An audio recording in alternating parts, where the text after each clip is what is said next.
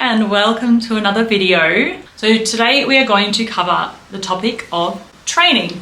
So it's quite generic. What we want to look at is the 5 reasons why you may not be seeing the results that you want to be seeing in the gym. And just note, like I usually do, like these are probably a lot simpler than what you might think, because Instagram and the online world, they really like to over fancify things, but the basics work every time. You know, that's all I prescribe as a coach, is really fundamental principles that we lay out over time until the client gets the results that they have been seeking. These 5 things, which we are going to cover in detail, include: you're not consistent enough, you're following poor programming, you're not eating enough, you have improper technique, and finally, you're training too much. So they're usually the 5 things that I correct in every single client, which gets them from nowhere to somewhere.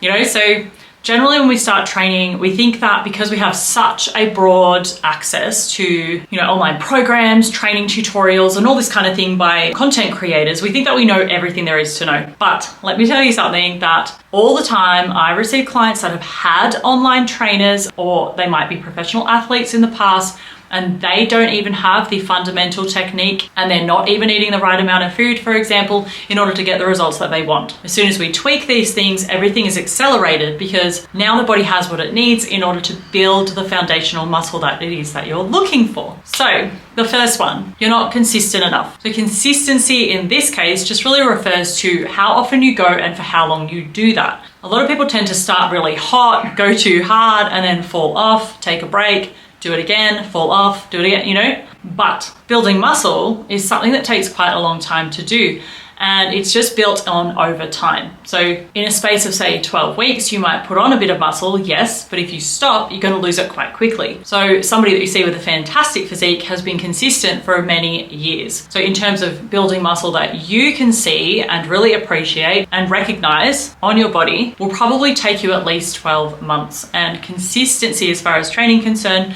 it probably involves you going to the gym 3 or 4 or 5 times per week. No more than that is required if you're training well and if your program's designed properly. Okay, so consistency is the first one. The second one is that your program may be poorly designed. So did you get your program from an expert designed for you, or did you download it online, or did you get it off some type of generic app with 1,000 other participants?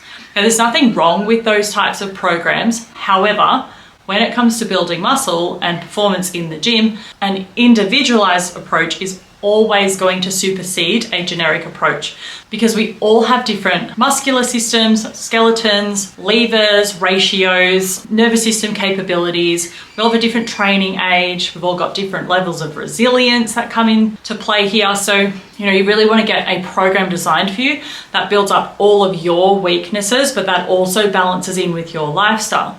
So let's just say you had a training program which required you to do an hour and 20-minute sessions 5 times per week, but you work 60 hours per week. You know, it's not going to work for you. But if you seek out a professional program design in that kind of instance, you might end up with a program that is 4 training sessions at 45 minutes or something like that. You know, and that professional who designs the program is going to be able to identify exactly what the best use of that 45 minutes 4 times per week will be, so that you can still get to your goal.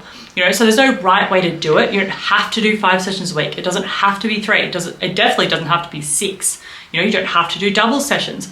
There's many ways to put on muscle and build an effective training program. But the most important thing is that it is properly designed for you to strengthen the weaknesses in your physique, under your time frame, in your training age, and your preferred conditions. Okay, so that's the second one. And the third one is generally that you might not be eating enough. And this is one of the biggest ones. Most women probably eat about 5, 6, maybe even 700 calories less on a daily basis than what they should to fuel training and to build muscle. So But let's just say you're a 65 kilo woman and your baseline calories are 1500 per day just to survive. Okay, so most women I meet are actually trying to eat less than that actively every day. And they're doing weights and they're doing cardio and they've got a full-time job, you know, they're running around after kids sometimes, not even eating enough to sustain brain function, you know, proper detox functions, digestion. There's not even enough calories going in to support that basic activity.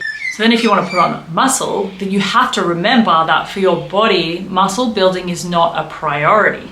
So your body as a woman does not care about your level of skeletal muscle. The amount that you already have is the amount that it believes you need in order to carry a healthy baby full term and take care of it.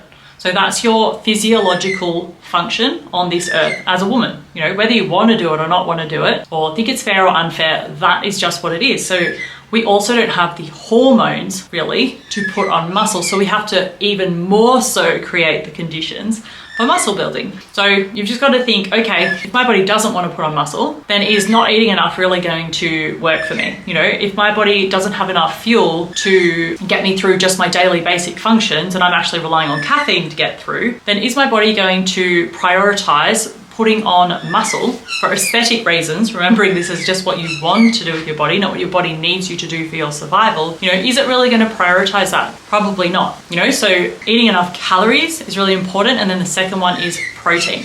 So as far as protein is concerned, it's a super simple recommendation. So you just want to get your body weight in kilos and times that by 2.2, which is your body weight in pounds if you're international. And that is how many grams of protein you want to eat per day. So you can just grab a tracking app and you can just make sure that you're eating that much protein per day. It's generally ideal to spread it out over 4 or 5 meals if you can, eating about an equal amount of protein in each meal. Okay, so enough protein and enough calories. So that's something you really need to look into, super important. Then we have the fourth one, which is also right up there, you know, top of the pyramid as far as priority is concerned, is that you must train with good technique. So with women, we have this unfortunate thing of not really being natural born athletes most of the time. So we have, you know, smaller waist, wider hips, our Q angle is larger. So that's where our hip kind of comes in line to our foot, which puts a lot of pressure on the knee, often rotating it inwards, usually disengages the glutes, and then the hip flexors, which is the front of your thighs, become overly tight because they're doing the work of weak glutes, you know. And then also because we have boobs and a lot of the time sometimes confidence issues growing up, you know, we tend to be a bit more hunched, and then that disengages the back muscles. So the back and the glutes and the abdominals and the hamstrings are often weak, and we call this the posterior chain. And those muscles, the stronger they are and the faster you can connect them, then the better your workout performance is going to be and the better your results will be. So if your posterior chain is connected, then you're actually going to perform a lot more like an athlete. So an athlete, a really good athlete, particularly someone who's like fast and strong, will have a very strong posterior chain. And especially all of those, you know, beautiful bikini models and bodybuilders that you see online, really strong posterior chain. So they do things like squatting, deadlifting, lunging, chin-ups, you know, all of those exercises that require all of those muscles to function together as one like powerful unit. And most people think that they're training well. They think they know what they're doing. You know, I see it all the time. So I often offer a free session for my clients to come over and just go over their technique, or it's kind of included in their coaching package. And they'll always say, I'm right on every exercise, you know, I just need help with this. And then when we actually have a look, none of the exercises are being performed correctly because those fundamental muscles have disengaged throughout their lifetime.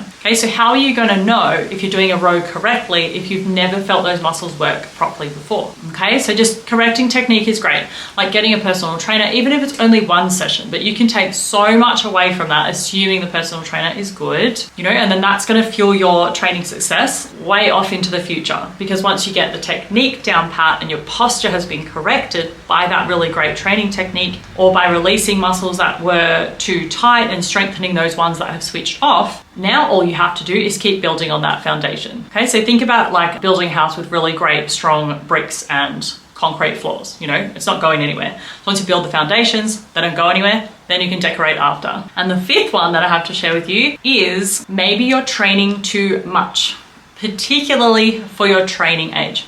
So a lot of girls, they'll go, all right, you know, I've never been to the gym before, or I've not been consistent with the gym, but I'm going to do this WBFF Bikini Girls program. It's got 4 glute days per week and a couple of upper body days. So that's already off the bat too much, because what happens, like when you're training, when you're new, it actually takes a lot of nervous system power to perform and then recover from those workouts. And the nervous system actually recovers very slowly, like maybe 3 or 4 times slower than your muscular system. And also your muscles don't recover that quick either, especially if you're not eating enough. Okay, so that goes back to point 3. But if we just focus on this one, your training program needs to be just underneath what you would consider to be your top threshold. So if you're new, then I would say an absolute maximum leg sessions per week would be 2. And even then you wouldn't do something like barbells on both of those sessions, because you wouldn't have the nervous system strength to recover for that next one. Okay, so the whole magic with training is that you want to push yourself just hard enough that the body's challenged, that it has to rebuild stronger and better, but not so much that you completely floor yourself and you're not better by the next training session. So if you do 4 glute sessions a week, or 3 is another really common one, people just can't recover. I personally give my clients, unless they're sort of in their 3rd or 4th year of training, tops 2 leg days a week, 2 back days, 2 shoulders, 1 chest and arms. You know, that's the perfect balance for them, because they always recover.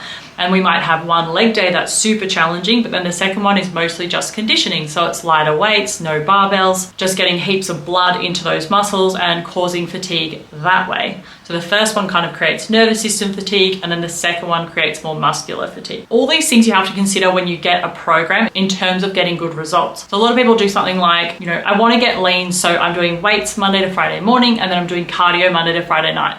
No, wrong thing to do, because you're not going to put on the muscle if you're doing the cardio at night. All you really need to do is have the right amount of calories to fuel the weight training, and you'll put on the muscle. So you can ditch the cardio, free up that time to, you know, to actually just rest and rejuvenate, which is exactly what's required for building muscle. Yeah, those are the top 5 things that I would usually check off in clients, which absolutely have never failed. You know, so everybody that does these things with me, they always get really, really great results. Even after years and years of incorrect training. It's not hard. So your body, it wants to train, you know, it wants to recover, it wants to grow if you give it the right conditions. Your metabolism wants to speed up if you eat enough, and the body wants to perform optimally. So it wants to build all these sleeping muscles. It's just that you have to create the right conditions to do that. And then just remembering that a female body, its priority in life is not to build muscle, because it's absolutely unnecessary. Our bodies, you know, kind of biologically, as unpopular opinion as this is really just to have babies and to, you know, forage, like to build crops and stuff, you know, pick vegetables and stuff. So sad, but true. You know, some women have way more capacity for physical activity than others. So it's really good to just work out as well where you are on that spectrum. You know, is sport really easy for you, or have you always found it a challenge? So if it's a challenge, you probably have to spend more time on those things. But if it's easy for you, you still need to look into them if you want to accelerate your results. So in summary, what you want to look into is your consistency. Are you going to the gym frequently, and have you been doing it for a long time? Your programming. So how good is your program? Is it designed specifically for you? Thirdly, are you eating enough? Are you having enough calories? Are you having enough protein? Fourthly, what is your technique like? Have you had it looked over by an expert? Do you feel your back when you train? Do you feel your glutes when you train? Does your lower back or your knees hurt? You know, if things are hurting, then this is a surefire way you need to work on that. And finally, number 5, are you training too much? Okay, so just keep in mind that if any of those things seem like something you need to work on, all is not lost. Every single effort that you make towards your training journey is never a backward step. It's all a part of the learning process. And in a world full of information, it is so easy to think that you have it all right and that you don't need a professional. But I guarantee you, if you find one, a good one, then your results will go through the roof if you just follow those 5 principles and get on top of those. I'll see you in the next video. Thanks for watching.